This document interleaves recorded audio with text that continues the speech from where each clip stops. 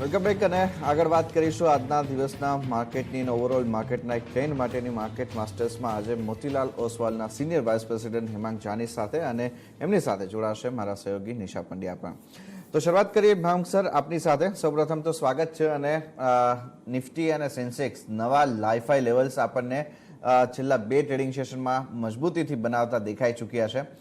નવા ઉચ્ચાંક સાથે આપણે જે પ્રમાણેનો બ્રોડ બેઝ માર્કેટની અંદર બાઇંગનો મૂડ બનતો દેખાયો છે, કેવી રીતે સર આપણે આને રીડ કરો છો? હજુ આપણે અહીંયા કેટલી તેજી જોવાની બાકી છે?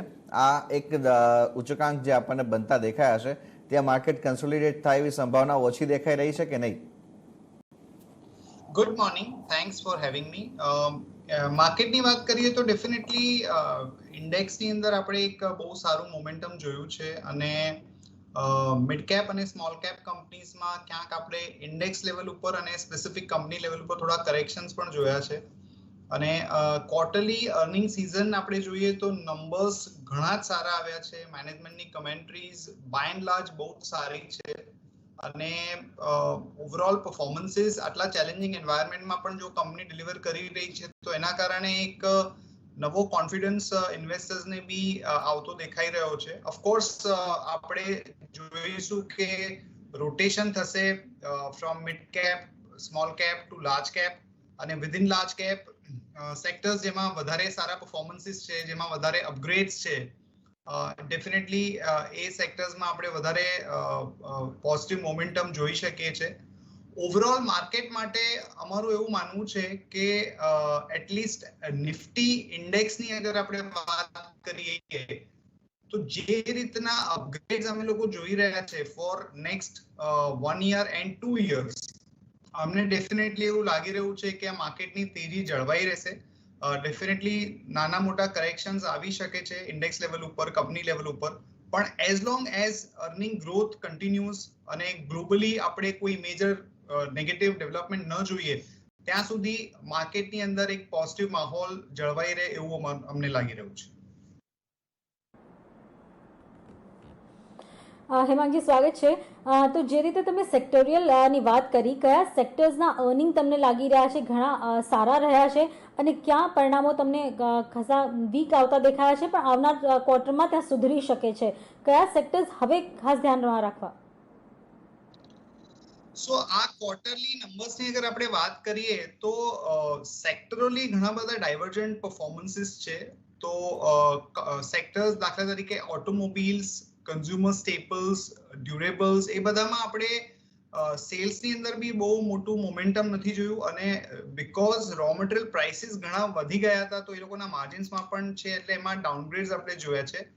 At the same time cyclical sectors દાખલા તરીકે મેટલ્સ, ઓઇલ એન્ડ ગેસ, એમાં બહુ સારું અપગ્રેડ્સ છે, પરફોર્મન્સીસ ઘણા જ સારા છે અને મેસિવ અપગ્રેડ્સ આપણે જોઈ શકીએ છીએ.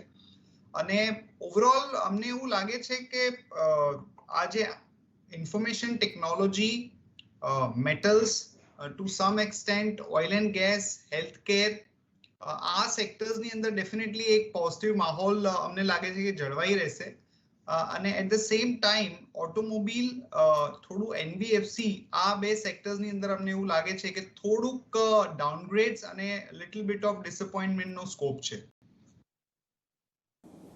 ઓકે, પણ સર આપણા ડોમેસ્ટિક ફ્રન્ટ ઉપરની આ ચર્ચાને આગળ વધારીએ પહેલાં એક થોડોક આપનો વ્યૂ જે છે એ વૈશ્વિક બજારો ઉપર પણ સમજવા માંગીશું. જે પ્રમાણે રિસેન્ટલી આપણે જોઈએ તો યુએસ માર્કેટની અંદર આપણને જે ડેવલપમેન્ટ્સ થતા દેખાયા છે, બોન્ડ યીલ્ડ કન્ટિન્યુઅસ આપણને વીક થતા દેખાયા છે અને ઇકોનોમિક પોઈન્ટ ઓફ વ્યૂથી જે એમના આંકડાઓ આપણને સુધરતા દેખાઈ રહ્યા હતા એમાં થોડીક આપણને બ્રેક લાગતી જોવા મળી છે. તો આ ગ્લોબલ માર્કેટના આપ કઈ રીતના રીડ કરી રહ્યા છો અત્યારે? ત્યાંથી આપણે કઈ રીતના ક્યુઝ લઈને ચાલવું જોઈએ? ગ્લોબલી બાય એન્ડ લાર્જ આપણે માર્કેટમાં પર્ટિક્યુલરલી S&P 500 અને જે અમુક ટોપની ટેકનોલોજી કંપનીઝ છે એમાં આપણે ઘણી બધી સ્ટેબિલિટી જોઈ રહ્યા છે. બીજું કે ઓવરઓલ તમે ફેડનું આઉટલુક જુઓ કે ઇન્ટરેસ્ટ રેટ્સ ઉપર, એ ડેફિનેટલી એક એકોમોડેટિવ જ લાગી રહ્યું છે. We are far away from a period કે જ્યાં થોડુંક ઇન્ટરેસ્ટ રેટ વધવાનું ઇન્ડિકેશન આપણને મળે. તો આવા સિનારીઓમાં કોઈ મેજર મને કરેક્શન ના સ્કોપ દેખાતા નથી. ઓફકોર્સ બીકોઝ આપણે આટલું ઘણું રનઅપ જોયું છે, તો depending upon China clamp down related news or some geopolitical tension or maybe some disappointment on the economic front, એ આપણે જે ફેક્ટર ન કરી હોય એવું કોઈ આપણને દેખાય તો એક કરેક્શન આવી શકે છે. પણ by and large I think liquidity scenario અને ફેડનું જે સ્ટેન્સ છે એ બહુ ક્લિયરલી પોઝિટિવ લાગી રહ્યું છે. એટલે આપણે એમાં કોઈ મેજર ડિસઅપોઇન્ટમેન્ટનો સ્કોપ નથી જોતા. એક જે ડિસઅપોઇન્ટમેન્ટ આપણા માટે ગ્લોબલ માર્કેટ તરફથી છે એ ફ્લોઝનું છે કે આટલા સારા આપણા અર્નિંગ હોવા છતાં અને જ્યારે લિક્વિડિટી આટલી અબેન્ડન્ટ હોવા છતાં આપણે ત્યાં જે એફઆઈ નો ફ્લો આવવો જોઈએ તે રિલેટિવલી ઓછો આવી રહ્યો છે. ડેફિનેટલી ઇમર્જિંગ માર્કેટ્સની અગર વાત કરીએ તો ઇન્ડિયામાં compare to majority of the markets એક વર્ષની વાત કરીએ તો ઘણા સારા ફ્લોઝ છે, પણ on a short term basis flows are not positive. પણ એની સાથે અત્યારે હવે બધા આકલન લગાવી રહ્યા છે કે નિફ્ટી અને બેંક નિફ્ટી સાથે સેન્સેક્સ જે રીતે તેજી કરી રહ્યા છે, દિવાળી સુધી લક્ષ્યાંક ક્યાં સુધી પહોંચશે? તમે કંઈ આકલન કર્યું છે આ ઇન્ડેક્સ પર કેટલા અપસાઇડની હજી શક્યતા છે દિવાળી સુધીમાં? કારણ કે આપણે દિવાળીને ખાસ સિગ્નિફિકન્ટ ગણીએ છીએ. દિવાળી સુધીમાં it would be difficult to gauge કે કેટલો લેવલ થઈ શકે છે નિફ્ટી અથવા તો સેન્સેક્સનો. પણ અમારું એક બહુ ક્લિયર કટ માનવું એવું છે કે અર્નિંગ ગ્રોથ અગર આ વર્ષે લગભગ we are expecting almost about 38% kind of a growth. તો 35% ગ્રોથ અગર અર્નિંગ્સમાં આપણને આ વર્ષે જોવા મળે અને નેક્સ્ટ યર 22% અને ક્વાર્ટર ઓન ક્વાર્ટર તમે એનું પરફોર્મન્સ રિવ્યુ કરો તો એવું લાગે છે કે નવા હાઈઝમાં ગયા પછી બી આ જે પોઝિટિવ ડિરેક્શન છે ચાલુ જ રહેશે with some rotation within the sectors. So અમને એવું નથી લાગતું કે આ લેવલ ઉપર કોઈ મેજર કરેક્શન આવી જાય કે માર્કેટનું જે તેજીનો માહોલ છે એ કોઈ બદલાઈ જાય, એવા કોઈ ઇન્ડિકેશન તમને મળી નથી રહ્યા. પોસિબલ છે દિવાળી સુધી તમને થોડું વધારે અપસાઇડ લેટ્સ સે 10-15% જોવા મળી શકે છે, પણ we don't have any specific target as સચ.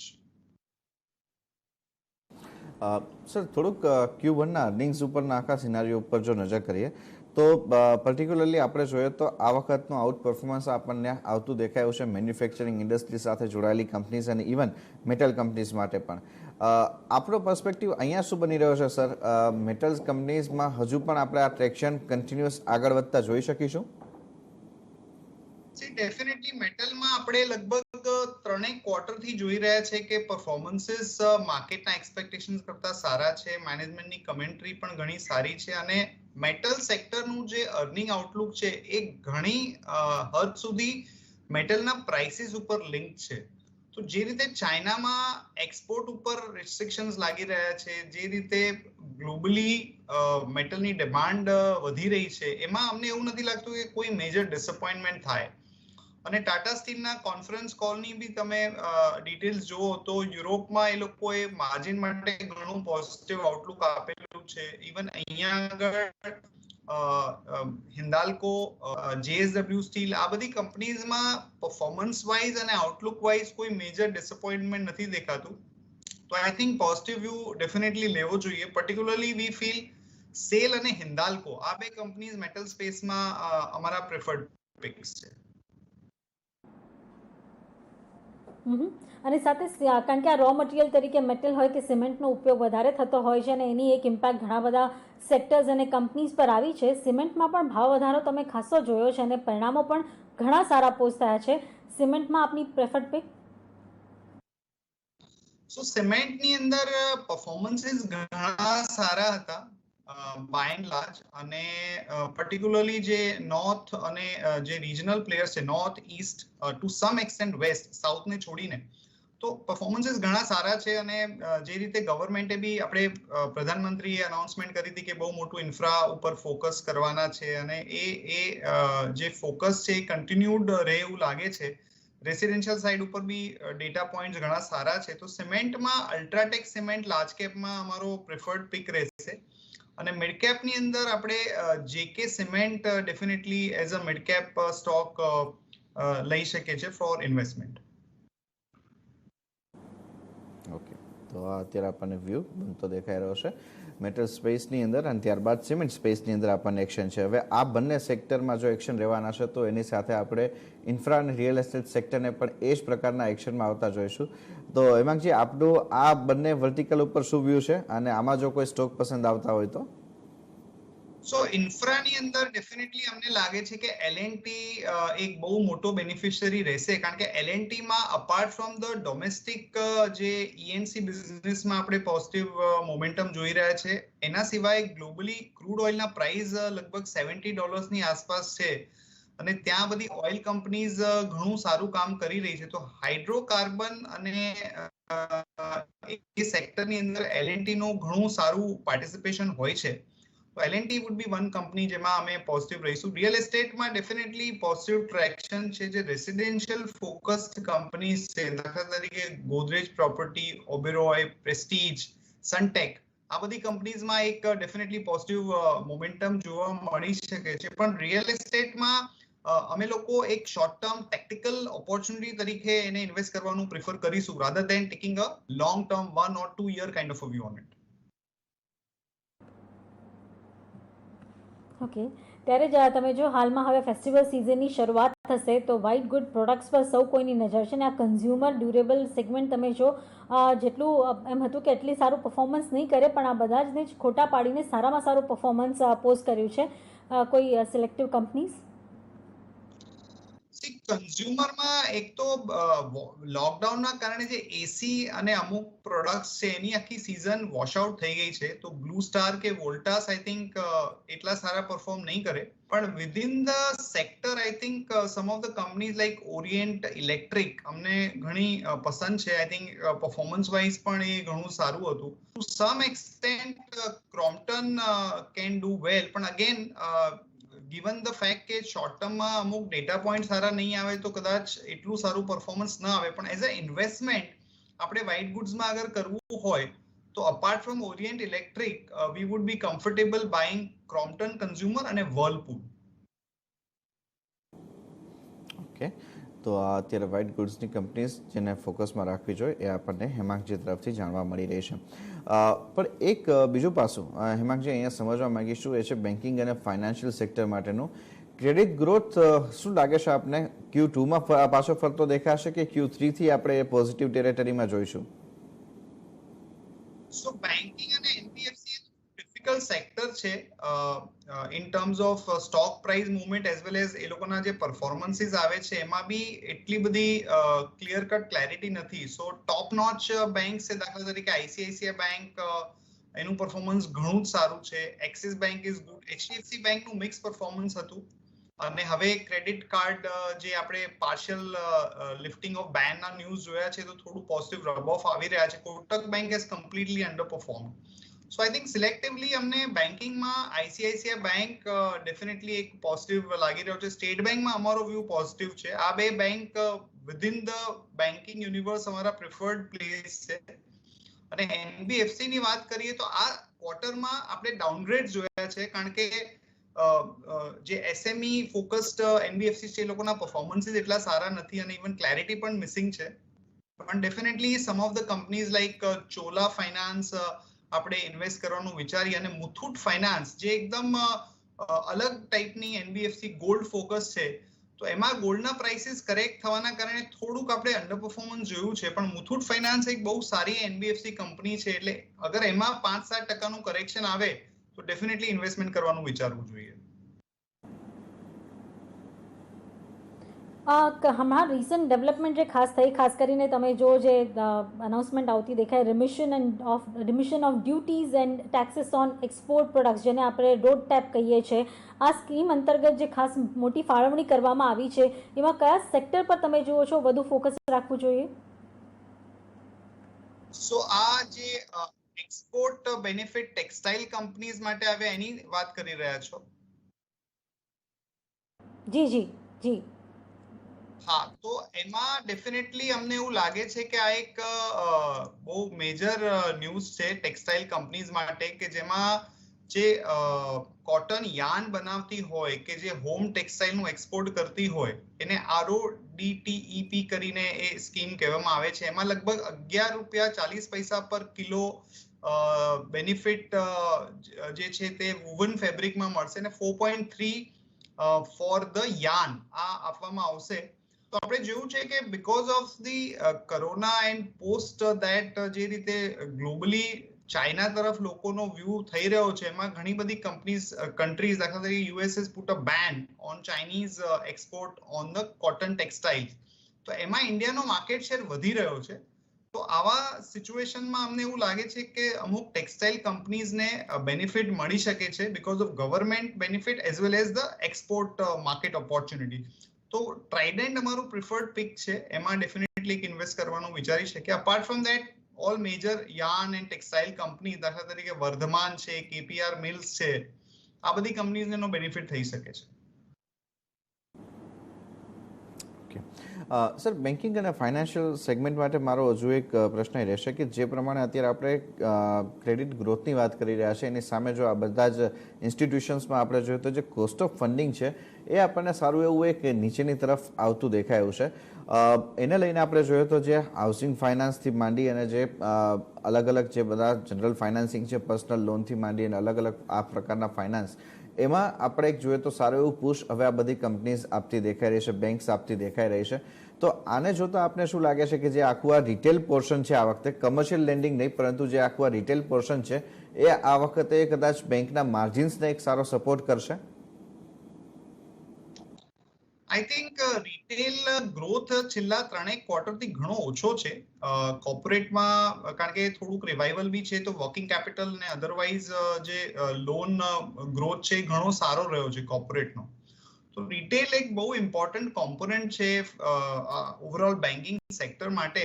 તો એવું અમે માનીએ છીએ કે એમાં ડેટા આપણે જોવા જોઈએ. આ ફેસ્ટિવ સિઝન એકવાર પૂરી થાય પછી આપણને વધારે વિઝિબિલિટી આવશે કે કઈ રીતની લોનમાં અને ઓવરઓલ લેટ્સ સે ઓટો, કન્ઝ્યુમર ડ્યુરેબલ્સ, એ બધામાં લોનમાં કઈ રીતનું ટ્રેક્શન બિલ્ટઅપ થઈ રહ્યું છે. પણ એવું લાગે છે કે એ થોડુંક પિક્ચર એકદમ ક્લિયર નહીં થાય, કારણ કે આ જે લોકડાઉન અને એના રિલેટેડ જે ઇમ્પેક્ટ છે એમાં જે સ્મોલ કંપનીઝ અને જે લોઅર કેટેગરીના જે લોકો છે, ડેલી વર્કર્સ, એ બધા પર ઇમ્પેક્ટ ઘણી આવી છે. તો વી આર નોટ શ્યોર કે એ બ્રોડ બેઝ રિવાઇવલ હશે રિટેલમાં કે only certain category of people will be able to show up that number. તો એમાં એકવાર આપણે જોઈને વ્યૂ લેવો જોઈએ.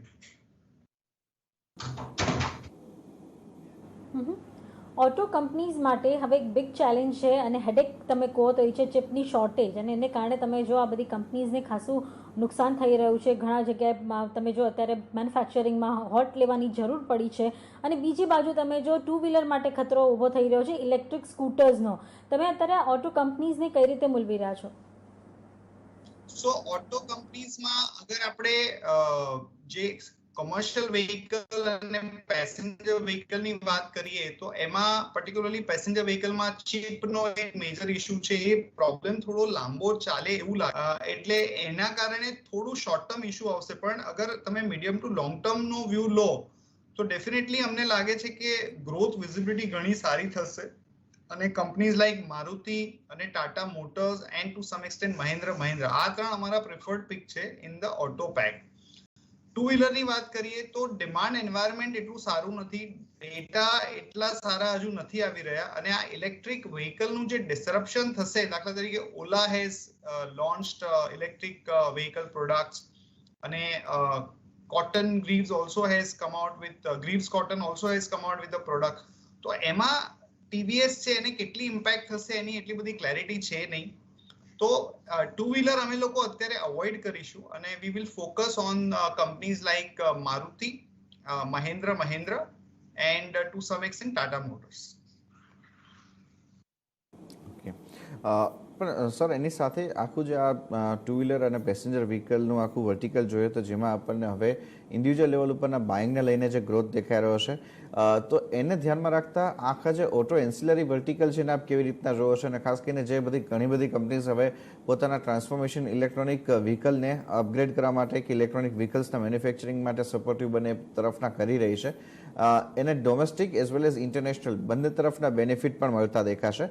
તો ઓટો એન્સિલરી, ટાયર સ્ટોક્સ કે પછી બેટરી સ્ટોક, અહીંયા આપને લાગે છે કે ગ્રોથ સારો દેખાઈ શકે? ડેફિનેટલી સિલેક્ટ કંપનીઝ છે, દાખલા તરીકે ભારત ફોર્જ છે, તો ભારત ફોર્જના નંબર્સ બી સારા હતા અને પ્લસ ઇલેક્ટ્રિક વ્હીકલ તરફ જે પ્રોડક્ટ્સની કેપેસિટી અને આખું જે પાઇપલાઇન છે એમાં એ લોકોએ ઘણું સારું કામ કરેલું છે. Same is the case with Motherson Sumi also, કે જે લોકોએ ઇલેક્ટ્રિક વ્હીકલ માટે ઘણી બધી પ્રોડક્ટ્સનું પ્લાનિંગ કરેલું છે અને ઓવરઓલ ટ્રેક્શન સારું છે. બાકી બધા જે ઓટો એન્સિલરી કંપનીઝ છે એમાં આપણે સ્ટોક સ્પેસિફિક વ્યૂ લેવો જોઈએ કે કઈ કંપનીઝ પાસે એવી સારી પ્રોડક્ટ રેન્જ છે કે જેમાં ઇલેક્ટ્રિક વ્હીકલ અથવા તો ઓવરઓલ જે ગ્રોથ અથવા નવા ફીચર્સ જે કંપનીઝ ઇન્ટ્રોડ્યુસ કરશે એ સારી રીતે આપી શકે છે. કારણ કે જે ઓટો એન્સિલરી કંપની છે એમાં રો મટીરિયલના પ્રાઇસ હાઇક થયા પછી જ્યારે તમે OEM ને સપ્લાય કરતા હો તો તમને એટલો પ્રાઇસિંગનો બેનિફિટ મળતો નથી અને તમારા માર્જિન કોમ્પ્રેસ થઈ શકે છે. તો એમાં આપણે બહુ સિલેક્ટિવ વ્યૂ લેવો જોઈએ અને વી પ્રિફર ભારત ફોર્જ, કારણ કે એમાં ઓવરઓલ ગ્રોથ વિઝિબિલિટી ઘણી સારી છે. તો અત્યારે તમે હાલની પરિસ્થિતિને જોતા કયા સ્ટોક્સ પર અપગ્રેડ આપ્યા છે અને ક્યાં ડાઉનગ્રેડ આપ્યા છે? સો ડેફિનેટલી જે રીતે મેં કહ્યું કે વધારે અમે અપગ્રેડ્સ જોયા છે તે મેટલમાં જોયા છે. તો companies like cell, Hindalco, definitely એમાં બહુ મોટું અપગ્રેડ આપણે જોયું છે. આઈટી સેક્ટરની અંદર ઘણા સારા આપણે અપગ્રેડ જોયા છે. So Infosys, midcap IT companies, L&T, Infotech, Mphasis, BFL, Zensar, એમાં બી આપણે ઘણા સારા અપગ્રેડ જોયા છે. અને ડાઉનગ્રેડ્સની અગર આપણે વાત કરીએ તો ડેફિનેટલી આપણે ડાઉનગ્રેડ્સમાં NBFCsમાં જોયા છે અને ટુ સમ એક્સટેન્ટ ઓટો કંપનીઝમાં જોયા છે. તો across the board Ashok Leyland, Tata Motor અને even to some extent Maruti, એમાં આપણે ડાઉનગ્રેડ જોયા છે. ઓકે, એની સાથે સાથે સર એક માર્કેટનો ઓવરઓલ અત્યારે જે સિનારીઓ આપણે જોઈ રહ્યા છે એમાં મિડ કેપ અને સ્મોલ કેપ જે પ્રમાણે હવે કુલ ઓફ થતા દેખાઈ રહ્યા છે, વેલ્યુએશન સ્ટ્રેચ લાગે છે આપણે? થોડું પ્રોફિટ ટેકિંગ કરવાની એડવાઇસ રહેશે આપની? સો ડેફિનેટલી મિડ કેપ અને સ્મોલ કેપમાં વેલ્યુએશન્સ તમે જુઓ તો લગભગ લાર્જ કેપના વેલ્યુએશન્સ ઉપર જ કોટ કરી રહ્યા છે. એમાં બી તમે જો લોસ મેકિંગ કંપનીઝને એડજસ્ટ કરો તો જે પ્રોફિટ મેકિંગ કંપનીઝના વેલ્યુએશન્સ છે લાર્જ કેપ કરતા બી વધારે છે. તો ડેફિનેટલી એવું લાગે છે કે મિડ કેપમાં બહુ જ સિલેક્ટિવ રહેવું જોઈએ અને વધારે ઇન્ક્રિમેન્ટલ આ લેવલ ઉપર નવું ઇન્વેસ્ટમેન્ટ કરવાનો કમ્ફર્ટ નથી. એની જગ્યાએ આપણે લાર્જ કેપમાં અમુક કંપનીઝ છે, દાખલા તરીકે આઈટી કંપનીઝ છે કે અમુક સિલેક્ટ બેંક્સ છે અથવા તો ઇવન મેટલ કંપનીઝ છે કે જ્યાં આગળ થોડું પરફોર્મન્સ અને ગ્રોથ આઉટલુક સારું છે, એમાં ડેફિનેટલી ઇન્વેસ્ટ કરવાનું વિચારવું જોઈએ. ઓકે, હેમાંગજી, ઘણા ડિટેલમાં આજે આપણે ચર્ચા કરી છે, સ્ટોક સ્પેસિફિક મુવમેન્ટ પર પણ વાત કરી છે. કોઈ disclosure? It would be safe to presume that આપણે જે કંપનીઝની વાત કરીએ અમારા કવરેજમાં છે અને મારું પર્સનલ ઇન્વેસ્ટમેન્ટ અમુક કંપનીઝમાં હોઈ શકે છે અને it would be advisable to consult financial advisor before taking investment decisions. Thank you so much. Sir, ખૂબ ખૂબ આભાર સમય ફાળવી અમારી સાથે ચર્ચામાં જોડાઈને આટલા ડિટેલમાં સ્ટોક સ્પેસિફિક ભલામણ કરવા માટે ખૂબ ખૂબ આભાર સર. ત્યારે જ માર્કેટ માસ્ટર્સમાં હાલે આટલું જ. મને અને વિક્રમ બંનેને આપશો રજા. વધુ અપડેટ માટે જોતા રહો CNBC બજાર.